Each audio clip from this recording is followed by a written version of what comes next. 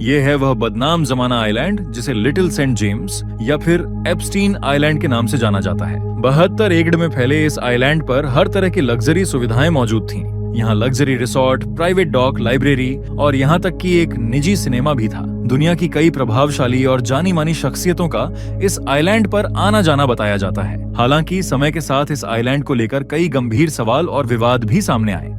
Reports के अनुसार इस आइलैंड पर कुछ अंडरग्राउंड टनल्स के होने की भी बातें कही गईं। माना जाता है कि इनका इस्तेमाल आइलैंड के भीतर एक जगह से दूसरी जगह आने जाने के लिए किया जाता था। कुछ लोगों का कहना है कि ये रास्ते स्टाफ की मूवमेंट को आसान बनाने के लिए थे, जबकि कुछ रिपोर्ट्स में इन्हें खास मेहमानों के लिए बनाए गए वैकल्पिक रास्तों के रूप में भी बताया गया। इन तमाम आरोपों और विवादों के कारण यह आइलैंड लंबे समय तक चर्चा में रहा, लेकिन जिन प्रभावशाली नामों का इससे संबंध जोड़ा गया, उनकी वजह से सच्चाई तक पहुंचना आसान नहीं रहा। कम से कम कई सालों तक तो नहीं। लेकिन फिर मार्च 2005 में इस पूरी कहानी से तब पर्दा उठा जब कोर्टनी वाइल्ड नाम की एक लड़की ने बहादुरी का मुजाहिरा करते हुए फ्लोरिडा के पाम बीच पुलिस स्टेशन में जेफरी एप्स्टीन के खिलाफ पहली रिपोर्ट दर्ज करवाई। इस केस में पुलिस, FBI और दूसरी इन्वेस्टिगेशन एजेंसियों को जो सबूत मिले, उन्होंने सबके रोंगटे खड़े कर दिए। इन सबूतों में शामिल थे कई अहम और प्रभावशाली शख्सियतों के नाम, उनकी नामुनासिब तस्वीरें और एप्स्टीन आइलैंड तक जाने का फ्लाइट लॉग। इन तमाम सबूतों को कोर्ट में पेश किया गया और इन्हीं दस्तावेजों को एप्स्टीन फाइल्स कहा जाता है। लेकिन सवाल ये है, आखिर जेफरी एप्स्टीन था कौन? उसके पास इतना पैसा आया कहां से? और वो दुनिया के सबसे मशहूर लोगों से इतने गहरे कनेक्शंस बनाने में कैसे कामयाब हुआ? सीक्रेट आइलैंड पर मौजूद सीक्रेट टनल्स के अलावा FBI को और क्या-क्या मिला? और सबसे बड़ा सवाल, इतनी सिक्योर जेल में जिस रात जेफरी एप्स्टीन की मौत हुई, उस रात CCTV कैमरों का खराब होना क्या महज एक इत्तेफाक था या फिर इसके पीछे भी किसी बड़ी और ताकतवर शक्ति का हाथ था? अजब गजब चैनल पर आपका स्वागत है।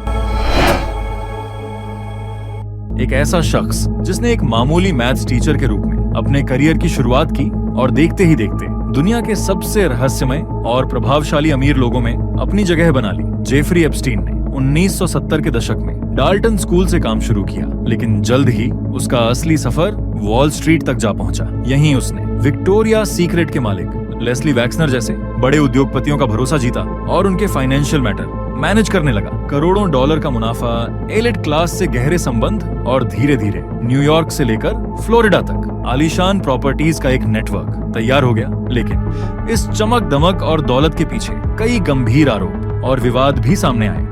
ये कहानी है एक ऐसे व्यक्ति की जो बाहर से एक सफल बिलियनियर दिखाई देता था, लेकिन जिसके चारों तरफ सवालों और रहस्यों की एक गहरी परत मौजूद थी। मैनहाटन का सबसे बड़ा प्राइवेट महल, न्यू मैक्सिको का 75,000 एकड़ का रेंज और पेरिस में लग्जरी अपार्टमेंट्स। एप्स्टीन की शाही जिंदगी किसी ख्वाब से कम नहीं लगती थी, लेकिन उसकी असली सल्तनत कैरेबियन में मौजूद 72 एकड़ का एक निजी जजीरा था, लिटिल सेंट जेम्स, जिसे एप्स्टीन आइलैंड के नाम से भी जाना जाता है। यहाँ पहुंचने के लिए एप्स्टीन अपने प्राइवेट जेट का इस्तेमाल करता था, जिसे मीडिया ने लोलिता एक्सप्रेस का नाम दिया। लेकिन सवाल यही है, आखिर इस आइलैंड पर होता क्या था? दावे किए गए कि इस आइलैंड पर दुनिया के कई नामी और प्रभावशाली लोग मेहमान बनकर आते थे और यहाँ से जुड़ी गतिविधियों को लेकर कई गंभीर आरोप सामने आए। एप्स्टीन की दुनिया में सिर्फ पैसा ही नहीं, बल्कि सत्ता और प्रभाव के कई ताकतवर चेहरे भी शामिल बताए जाते हैं। रिपोर्ट्स के मुताबिक बिल क्लिंटन ने एप्स्टीन के प्राइवेट जेट से कई बार यात्रा की,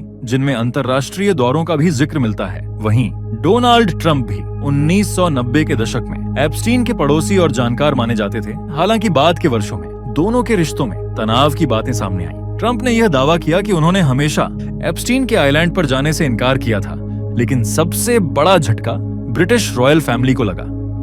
प्रिंस एंड्रयू पर एप्स्टीन से जुड़े मामले में गंभीर आरोप सामने आए, जिनमें एक महिला द्वारा कानूनी दावा किया गया था। प्रिंस एंड्रयू और उस महिला की एक तस्वीर दुनिया भर में चर्चा का विषय बनी, जिसके बाद मामला अंतर्राष्ट्रीय स्तर पर सुर्खियों में आ गया।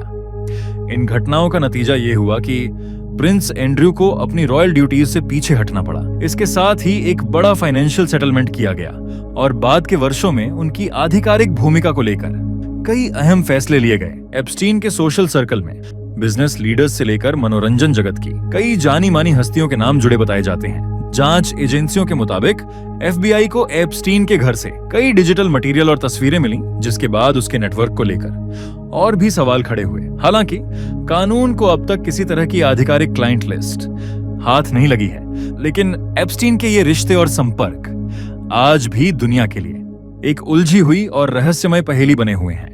एप्स्टीन से जुड़ा मामला सबसे पहले साल 2005 में सार्वजनिक रूप से सामने आया, जब फ्लोरिडा की कोर्टनी वाइल्ड नाम की एक महिला ने हिम्मत दिखाते हुए पाम बीच पुलिस के सामने अपने बयान दर्ज कराए। इसके बाद शुरू हुई जांच ने पूरी दुनिया को चौंका दिया। जांच के दौरान एप्स्टीन की गतिविधियों को लेकर कई गंभीर खुलासे हुए, जिन्होंने अमेरिकी न्याय व्यवस्था पर बड़े सवाल खड़े कर दिए। यहीं से शुरू होती है कानूनी इतिहास की सबसे विवादित कहानियों में से एक। जब एक कड़ी सजा की उम्मीद की जा रही थी, उसी दौरान साल 2008 में एक विवादित कानूनी समझौता सामने आया।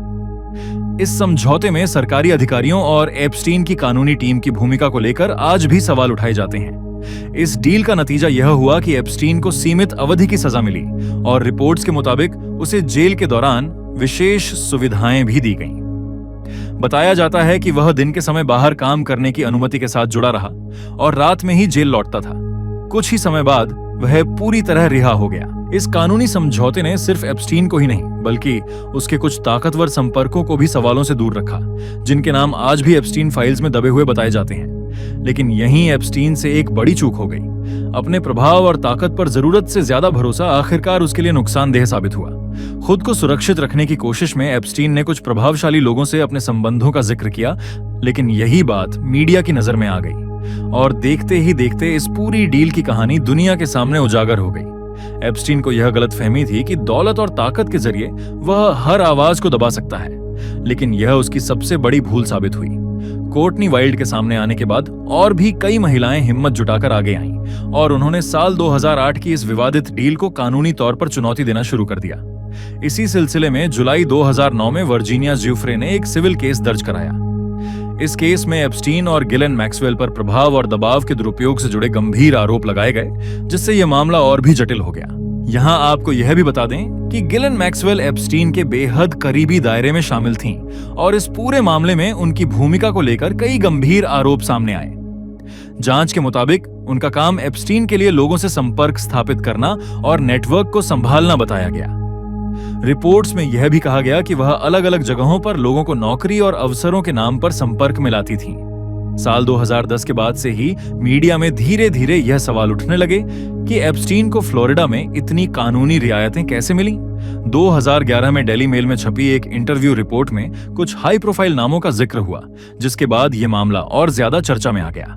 फिर 2015 के आसपास अमेरिकी मीडिया में भी यह सवाल तेज होने लगे कि आखिर एप्स्टीन के साथ कानूनी प्रक्रिया में इतनी नरमी क्यों बरती गई। सालों की खामोशी के बाद 2018 में एक बड़ा मोड़ आया। जर्नलिस्ट जूली के ब्राउन की रिपोर्ट परवर्शन ऑफ जस्टिस में यह बताया गया कि कैसे सिस्टम की कई परतों ने एक आरोपी को लंबे समय तक बचाए रखा। इस रिपोर्ट ने अमेरिका में जैसे हलचल मचा दी और इसी के बाद 6 जुलाई 2019 को जेफरी एप्स्टीन को एक बार फिर गिरफ्तार कर लिया गया। इस बार कोई भी कानूनी समझौता काम नहीं आया। अदालत ने एप्स्टीन को जमानत देने से इनकार कर दिया और इसी मोड़ पर दुनिया के कई ताकतवर लोगों के बीच बेचैनी बढ़ने लगी। ऐसी आशंका जताई जा रही थी कि अगर मामला ट्रायल तक पहुंचा तो एप्स्टीन कई अहम जानकारियां सार्वजनिक कर सकता है। लेकिन ट्रायल शुरू होने से पहले ही एक ऐसी खबर सामने आई जिसने पूरी दुनिया को हिलाकर रख दिया। 10 अगस्त 2019 की सुबह न्यूयॉर्क की एक हाई सिक्योरिटी जेल में एप्स्टीन को अपने सेल में बेहोशी की हालत में पाया गया। आधिकारिक रिपोर्ट में इसे आत्मक्षति का मामला बताया गया, लेकिन इस घटना से जुड़े हालात काफी सवाल खड़े करते हैं। बताया गया कि उस रात जेल की निगरानी व्यवस्था पूरी तरह सक्रिय नहीं थी। ड्यूटी से जुड़ी कई प्रक्रियाओं में लापरवाही की बातें भी सामने आईं। अब अमेरिका की गलियों में एक ही नारा गूंजने लगा कि एप्स्टीन ने खुदकुशी नहीं की थी। कई लोगों का मानना था कि उसे जानबूझकर खामोश कर दिया गया ताकि दुनिया के बड़े और ताकतवर नामों के राज हमेशा के लिए दफन हो जाएं। हालांकि कानूनी तौर पर इसे आत्महत्या ही बताया गया, लेकिन आज भी यह मामला दुनिया की सबसे बड़ी और रहस्यमयी पहेलियों में गिना जाता है। एप्स्टीन के बाद सारी निगाहें उसकी सबसे करीबी सहयोगी गिलेन मैक्सवेल पर आ टिक गईं। मैक्सवेल, जो मशहूर British media tycoon Robert Maxwell की बेटी थीं, एप्स्टीन के बेहद करीबी दायरे का हिस्सा मानी जाती थीं। जांच एजेंसियों के मुताबिक वह एप्स्टीन के लिए लोगों से संपर्क स्थापित करने और उसके नेटवर्क को संभालने में महत्वपूर्ण भूमिका निभाती थीं। एप्स्टीन के चले जाने के बावजूद एफबीआई ने अपनी जांच जारी रखी और आखिरकार 2 जुलाई 2020 को गिलेन मैक्सवेल को न्यू हैम्पशायर के एक दूर दराज फार्म हाउस से गिरफ्तार कर लिया गया। जेफरी एप्स्टीन तो मौत की वजह से कानूनी सजा से बच गया, लेकिन उसकी सबसे करीबी सहयोगी गिलेन मैक्सवेल कानून के शिकंजे से नहीं बच सकी। नवंबर 2021 में न्यूयॉर्क की एक अदालत में पीड़ितों के दिल दहला देने वाले बयान सामने आए, जिन्होंने पूरी दुनिया को झकझोर कर रख दिया। इन बयानों से यह साफ हो गया कि गिलेन मैक्सवेल सिर्फ एक साथी नहीं, बल्कि इस पूरे ट्रैफिकिंग नेटवर्क की मुख्य भूमिका निभा रही थी। जांच में सामने आया कि वह मासूम बच्चों को जेफरी एप्स्टीन के लिए ढूंढने और उन्हें फंसाने का काम करती थी। जून 2022 में अदालत ने गिलेन मैक्सवेल को 20 साल की कैद की सजा सुनाई। फैसला सुनाते वक्त जज ने साफ कहा, यह सजा बच्चों पर किए गए जुल्म के लिए है। आज गिलेन मैक्सवेल फ्लोरिडा की एक जेल में अपनी सजा काट रही है। एप्स्टीन की मौत के बाद उसकी संपत्ति से पीड़ितों के लिए एक विशेष फंड बनाया गया। इस फंड के जरिए अब तक 150 से ज्यादा सर्वाइवर्स को करीब $121 मिलियन का मुआवजा दिया जा चुका है। जेफरी एप्स्टीन तो मर चुका था, लेकिन उसकी फाइल्स जिंदा रहीं। इन फाइल्स ने साल 2025 में दुनिया की राजनीति में भारी हलचल मचा दी। जनवरी 2024 से एप्स्टीन फाइल्स को सार्वजनिक करने की प्रक्रिया शुरू हुई और जनवरी 2025 में डोनाल्ड ट्रंप के दोबारा राष्ट्रपति बनने के बाद इस पूरे मामले ने एक नया मोड़ ले लिया। ट्रंप ने कैंपेन में वादा किया था कि वह एप्स्टीन की फाइल्स रिलीज कर देंगे। नतीजा यह निकला कि फरवरी 2025 में अटॉर्नी जनरल पाम बॉन्डी ने दावा किया कि क्लाइंट लिस्ट उनकी डेस्क पर रखी है, लेकिन जब पहला फेज रिलीज हुआ तो आवाम ने इसे मजाक करार दिया, क्योंकि उसमें कुछ भी नया सामने नहीं आया। लेकिन असल धमाका नवंबर 2025 में हुआ। अमेरिका की दोनों बड़ी पॉलिटिकल पार्टियों ने मिलकर एप्स्टीन फाइल्स ट्रांसपेरेंसी एक्ट पास किया। इस एक्ट ने सरकार को 19 दिसंबर 2025 तक की डेडलाइन दी कि इस तारीख से पहले फाइल्स रिलीज करनी होंगी। दिसंबर 2025 में गिलेन मैक्सवेल की कुछ ईमेल्स पब्लिक हुई, जिनमें वह एक कोड नेम का इस्तेमाल कर रही थी। वह कोड नेम था द इनविजिबल मैन। इन्वेस्टिगेशन में यह सामने आया कि यह कोड नेम किसी और का नहीं, बल्कि प्रिंस एंड्रयू का था, जो इस नाम के पीछे छुपकर लड़कियों की तलाश कर रहे थे। 20,000 पेज की ईमेल्स में एप्स्टीन का एक पुराना दावा फिर सामने आया, जिसमें उसने कहा था कि ट्रंप कुछ मामलों के बारे में पहले से वाकिफ थे। व्हाइट हाउस ने इन दावों को एप्स्टीन का झूठ करार दिया। हालांकि जारी किए गए रिकॉर्ड्स से यह सामने आया कि ट्रंप ने एप्स्टीन के प्राइवेट जेट पर पहले बताई गई संख्या से काफी अधिक बार सफर किया था। 19 दिसंबर 2025 की डेडलाइन गुजरने के बाद 30,000 पेज का नया डेटा जारी किया गया, लेकिन अभी भी 10 लाख से ज्यादा पेजेस रिलीज होने बाकी बताए जा रहे हैं। अदालत और सरकार के बीच इस मुद्दे पर एक तरह की खींचतान जारी है। कुछ लोग पूरी सच्चाई सामने लाने की मांग कर रहे हैं, जबकि कुछ पीड़ितों की प्राइवेसी का हवाला देते हुए जानकारी रोकने की बात कर रहे हैं। आज जेफरी एप्स्टीन इस दुनिया में नहीं है, लेकिन उसके मामलों की छाया अब भी दुनिया के कई ताकतवर लोगों पर मंडरा रही है।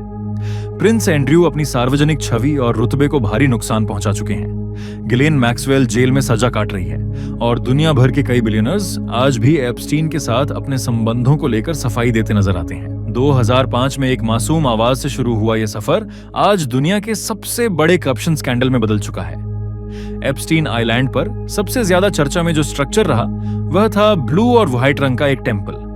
इस टेम्पल के अंदर से कोई अवैध चीज बरामद नहीं हुई, लेकिन ऐसे एक सुनसान आइलैंड पर टेम्पल जैसे ढांचे की मौजूदगी अपने आप में कई सवाल खड़े करती है।